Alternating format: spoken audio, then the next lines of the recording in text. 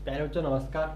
आप सभी का स्वागत है हम सभी के प्यारे से YouTube channel RBC physics classes पर। और हम पढ़ रहे हैं इसका चैप्टर नंबर 3 जिसका नाम है विद्युत विभव। अभी तक अपन इसके 12 लेक्चर कर लिए। आज अपन लेक्चर नंबर 13 में देखने वाले हैं स्थितिज ऊर्जा, आवेशों के निकाय की वैद्युत स्थितिज ऊर्जा। क्या पढ़ने वाले? वैद्युत स्थितिज ऊर्जा। तो हेडिंग लगा लीजिए आप, आवेशों के निकाय की स्थितिज ऊर्जा।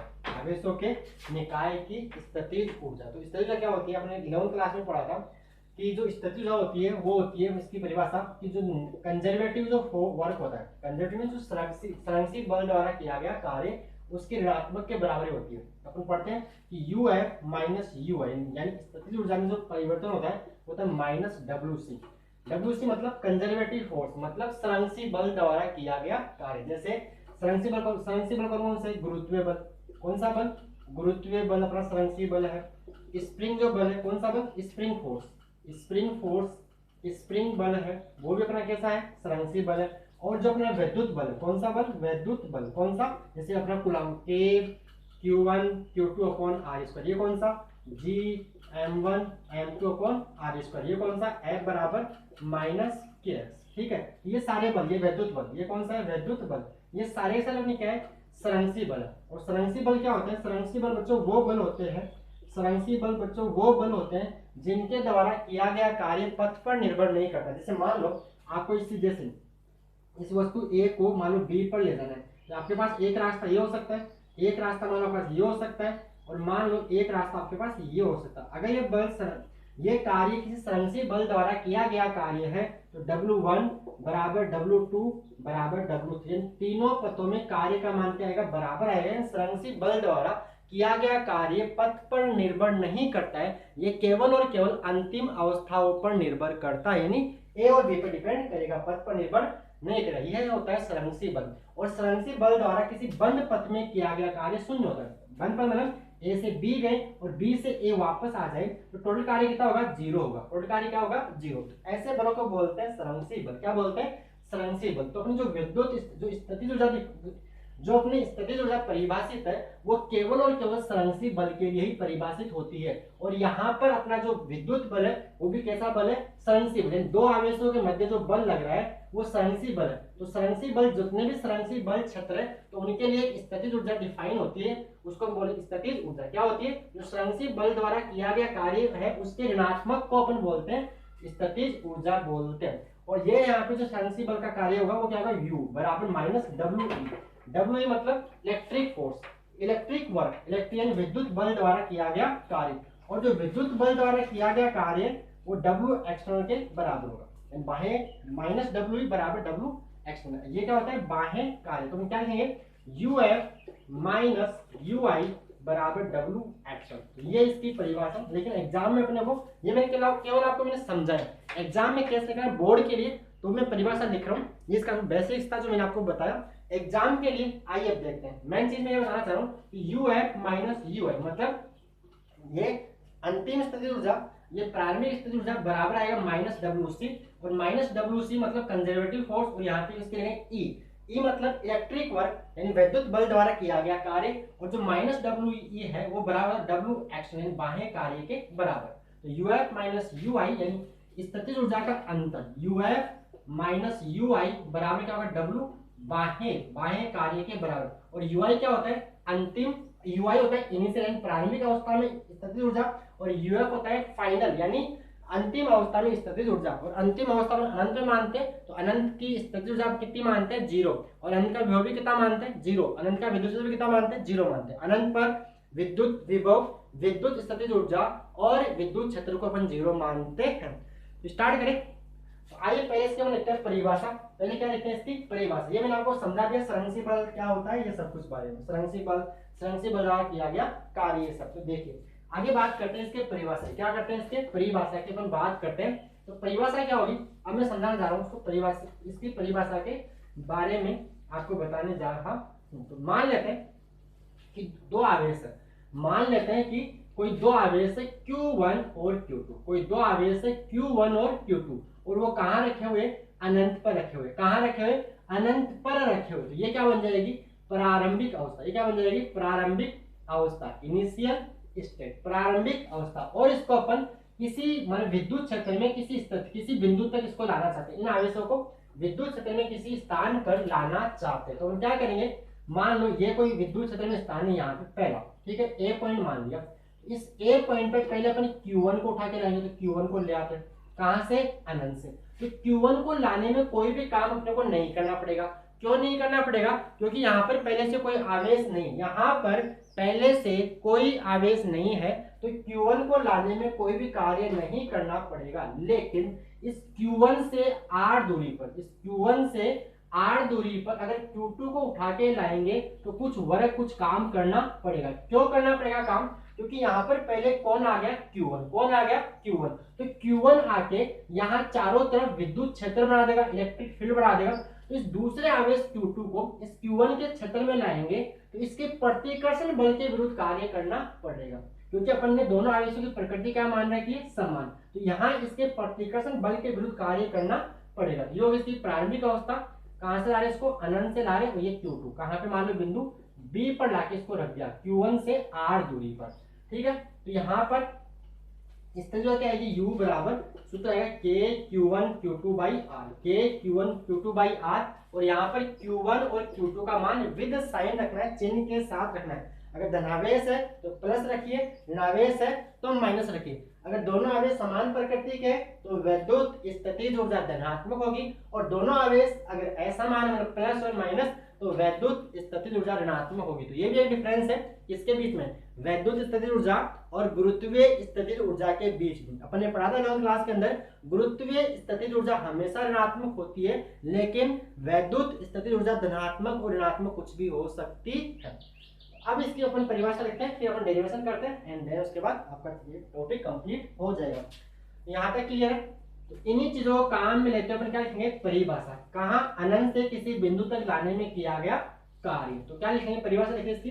परिभाषा लिखने वाले कि 2 या 2 से, परिभाषा लिखिए, लिखिए पेन लेके, पेन और कलम उठाइए साथ में। तो परिभाषा लिखिए एंड देन अब आप लिखना स्टार्ट कर दीजिए कि 2 या 2 या 2 से अधिक बिंदुवत, 2 या 2 से अधिक बिंदुवत आवेश, बिंदुवत 2 हो सकते हैं, 2 से अधिक भी हो सकते हैं। एक बात और क्लियर कर दूं, सिंगल चार्ज की यानी एकल आवेश की स्थितिज ऊर्जा परिभाषित नहीं है, उसकी 0 मानते, वो लास्ट में नोट करके लिखवा दूंगा। 2 या 2 से अधिक बिंदुवत आवेशों के, 2 या 2 से अधिक बिंदुवत आवेशों के निकाय के लिए, 2 या 2 से अधिक बिंदुवत आवेशों के निकाय के लिए उन आवेशों को दी गई स्थिति, उन आवेशों को अनंत से दी गई स्थितियों तक, दी गई स्थितियों मतलब विद्युत क्षेत्र में कोई स्थिति है, कोई पोजीशन है, कोई स्थान वहां पर, अनंत से दी गई स्थितियों तक लाकर स्थापित करने में किया गया कुल कार्य, स्थापित करने में किया गया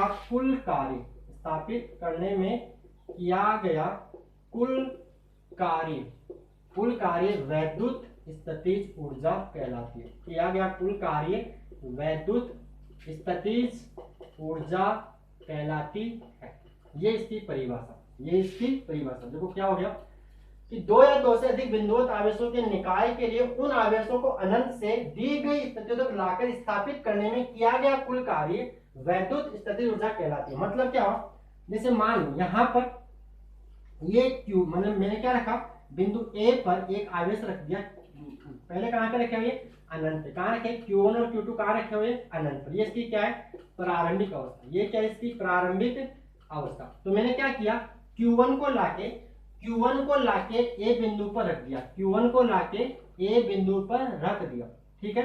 Q1 को लाने में कोई भी काम नहीं हुआ, लेकिन Q1 से R दूरी पर मान लो बिंदु B पर जब Q2 आवेश को अनंत से उठा के लेके आएंगे, कहां से, अनंत से उठा के लेके आएंगे, तो कुछ कार्य करना पड़ेगा इस Q1 आवेश के प्रतिकर्षण बल के विरुद्ध। तो ये जो कार्य अपन ने कार्य किया वो ही वैद्युत स्थितिज ऊर्जा के रूप में संचित हो जाएगा। क्यों हो जाएगा, क्योंकि अपन किसके जो कार्य कर रहे हैं किसके विरुद्ध कर रहे हैं, वैद्युत बल के विरुद्ध कर रहे हैं। और वैद्युत बल कैसा कार्य, वो वैद्युत बल कैसा बल है, संरक्षी बल, और संरक्षी बल द्वारा किया गया, यानी ये संरक्षी जो ये बल है उसकी प्रकृति संरक्षण की है। तो ये जो अपन कार्य करेंगे वो किया गया कार्य इस निकाय की वैद्युत स्थितिज ऊर्जा के रूप में स्टोर हो जाएगा, संचित हो जाएगा, इकट्ठा हो जाएगा, जो भी आप वर्ड यूज करिए ना, अपन इसको बोलेंगे संचित हो जाएगा। तो आप यहाँ तक नोट कीजिए, इसको मैं आगे लिखवाता हूँ। आप यहाँ तक परिभाषा लिखिए, डायग्राम बनाइए, एंड देन उसके बाद इसका जो डेरिवेशन है u बराबर k q1 q2 by r वो आपको प्रूव करके बताता हूँ। ये यहाँ तक आपने पॉज करके नोट कर लिया होगा, अगर नहीं किया तो आप इसको पॉज करके यहाँ तक लिख लीजिए और फिर आगे सुनिए और देखिए। ठीक है, यहाँ तक कर लिया होगा पॉज। देखिए क्या किया, डायग्राम में फिर से एक बार बनाता हूँ। देखिए यहाँ पे अनंत पे पढ़े थे, आवेश कहाँ पढ़े थे, Q1 Q2 कहाँ पढ़े, अनंत पे।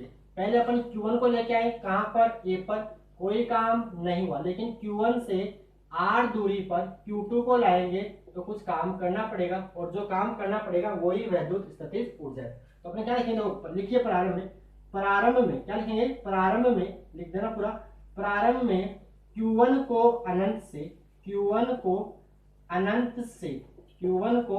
अनंत से लाने पर कोई कार्य नहीं करना पड़ेगा, अर्थात हम बोल सकते हैं W1 बराबर 0। क्लियर यहाँ तक। फिर बात करते हैं आगे, लेकिन Q2 को अनंत से Q1 आवेश से कितनी दूरी पर, Q1 आवेश से R दूरी पर लाकर स्थापित करने, मतलब लाना ही नहीं है, लाके इनको रखना भी है, जमाना भी, सेट भी करना है, सजाना भी है, कुछ भी बोल लो। ऐसे लाके फेंक दिया ऐसा नहीं है, लाके इसको अरेंज भी करना है, इसको व्यवस्थित भी करना है। तो क्या, लेकिन Q2 को अनंत से Q1 आवेश से R दूरी पर लाकर स्थापित करने में Q1 आवेश के प्रतिकर्षण बल के विरुद्ध कार्य करना पड़ेगा। तो कार्य कैसे निकालेंगे, अब कार्य का मान निकालना है। तो कार्य की परिभाषा आप जानते हो, V बराबर W बटा Q, ये तो जानते हो सभी। विभवांतर या विभव बराबर कार्य बटा आवेश, तो कार्य क्या होगा, विभव इंटू आवेश या विभवांतर इंटू आवेश। तो हम क्या करेंगे, इस Q1 आवेश के कारण बिंदु B पर विभव निकालेंगे, Q1 आवेश के कारण बिंदु B पर, तो कार्य W2 क्या होगा, W2 होगा Q1 के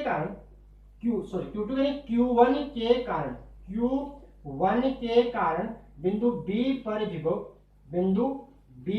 पर विभव इंटू आवेश किसको ला रहे हैं, Q2 को। तो यहाँ क्या आएगा, इंटू Q2। भाई यहाँ पे जो Q लेंगे वो Q कौन सा आएगा, Q2, क्योंकि हम Q2 को लेके आ रहे हैं।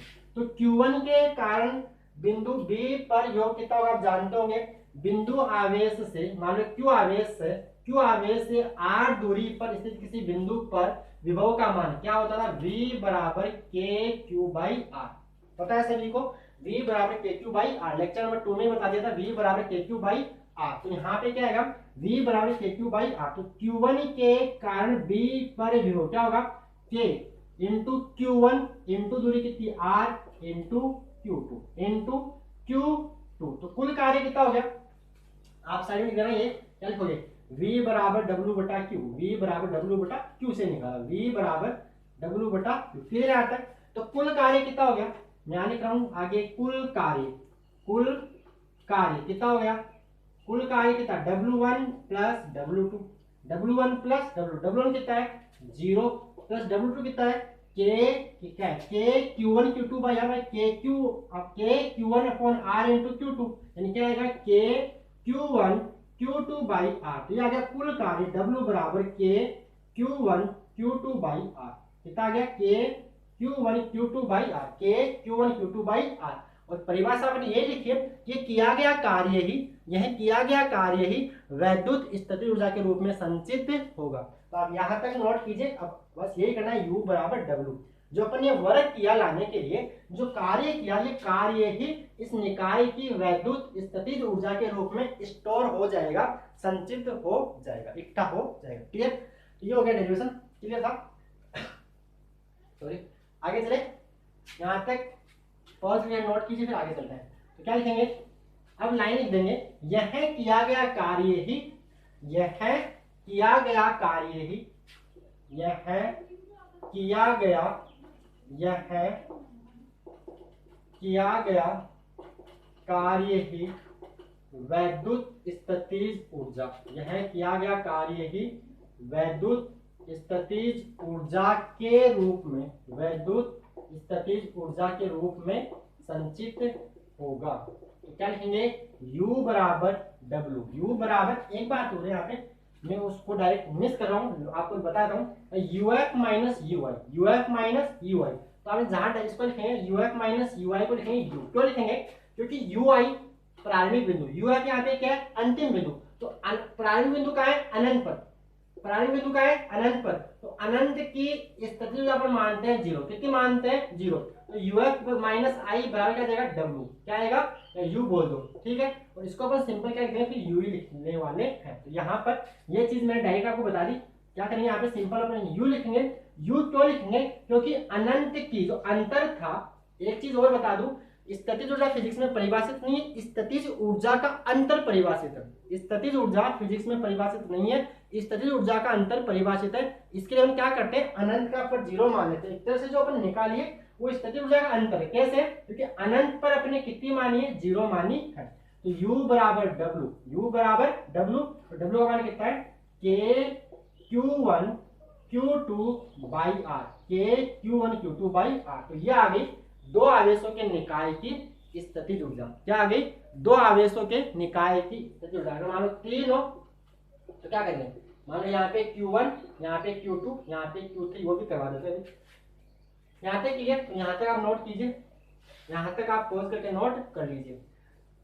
अब देखिए, मान लो 3 आवेश, तो 3 के लिए करना है, मान लो ये दूरी R12 है, ये मान लो R23, ये मान लो R31, यहाँ पे Q1, यहाँ पे Q2, यहाँ पे Q3। तो जितने भी संभव निकाय बन सकते हैं, जितने भी दो दो के संभव जोड़े बन सकते हैं, उन सबके जोड़ों का बीजगणितीय योग करते हैं। बीजगणितीय योग करते हैं क्योंकि ऊर्जा कैसी राशि है, अदिश राशि है, और अदिश जितनी भी राशि है उनका अपन सिंपल संख्याओं की तरह। बीजगणितीय योग का मतलब ये होता है चिन्ह के साथ, धनावेश और धन के साथ, प्लस के साथ, ऋणावेश है तो माइनस के साथ। तो यहाँ पे क्या आएगा, K Q1 Q2 by R12 plus K Q2 Q3, नीचे क्या आएगा R23 plus K Q1 Q3 R31। ये मैं थोड़ा जल्दी इसलिए बता रहा हूँ क्योंकि इसको अपन अगले टॉपिक में ढंग से करेंगे।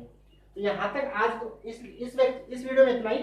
आवेशों के निकाय की स्थितिज ऊर्जा क्या आती है, K Q1 Q2 by R, मैंने आपको इसलिए समझाया।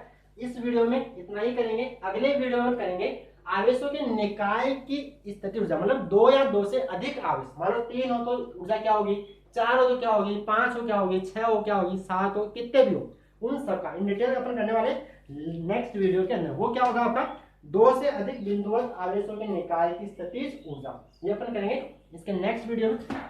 यहाँ तक क्लियर है। और एक चीज याद रखना, यहाँ जब सवाल करोगे तो Q1 व Q2 को विद साइन रखना है, चिन्ह के साथ रखना है, चिन्ह के साथ। अगर दोनों प्लस के हैं तो एक प्लस एक माइनस, मतलब चिन्ह के साथ रखना है। मान लो दोनों समान है तो यहाँ पे ऊर्जा क्या होगी, धनात्मक होगी, और दोनों असमान है, मतलब एक हुआ प्लस एक हुआ माइनस, तो ये क्या आएगी, यू आपका नेगेटिव आएगा। और ये डिफरेंस होता है गुरुत्वीय स्थितिज ऊर्जा और वैद्युत स्थितिज ऊर्जा के अंदर, क्योंकि गुरुत्वीय स्थितिज ऊर्जा हमेशा ऋणात्मक होती है, लेकिन वैद्युत, आप लिखना चाहिए लाइन, लेकिन वैद्युत स्थितिज ऊर्जा धनात्मक व ऋणात्मक कुछ भी हो सकती है, क्योंकि डिपेंड करता है आवेशों के ऊपर, ठीक है। और लास्ट में एक नोट और लिख लीजिएगा, सिंगल आवेश यानी एकल आवेश के लिए, एकल आवेश के लिए स्थितिज ऊर्जा परिभाषित नहीं है। क्यों नहीं है, क्योंकि आवेश स्थितिज ऊर्जा को परिभाषित करने के लिए कम से कम 2 आवेश होने चाहिए। देख लो कि मान लो अपन एक ही रखते हैं तो यहाँ Q अकेला Q हो गया, दूसरा कोई मतलब आवेश है ही नहीं तो ऊर्जा बनेगी नहीं, ठीक है। तो क्या लिखोगे, एकल आवेश मतलब सिंगल चार्ज, सिंगल चार्ज अकेले आवेश के लिए, सिंगल चार्ज अकेले आवेश के लिए स्थितिज ऊर्जा परिभाषित नहीं लिखना, स्थितिज ऊर्जा परिभाषित नहीं है, उसको अपने कितना मानते हैं कि मान लो ये कोई Q आवेश है और जैसे r दूरी पर कोई बिंदु मान लो P है और आपसे यहाँ पर कोई वैद्युत स्थिति ऊर्जा पूछता है तो उसका मान क्या होगा U बराबर 0, यानी अकेले आवेश की स्थिति ऊर्जा परिभाषित नहीं है, उसको हम 0 मानते हैं। तो बच्चों आज के इस वीडियो में इतना ही। अगर आपको वीडियो अच्छा लगे तो वीडियो को लाइक कीजिए, चैनल को सब्सक्राइब कर लीजिएगा और ये सूत्र याद कर लीजिएगा, चिन्ह के साथ मान इसमें रखना। ओके, धन्यवाद बच्चों।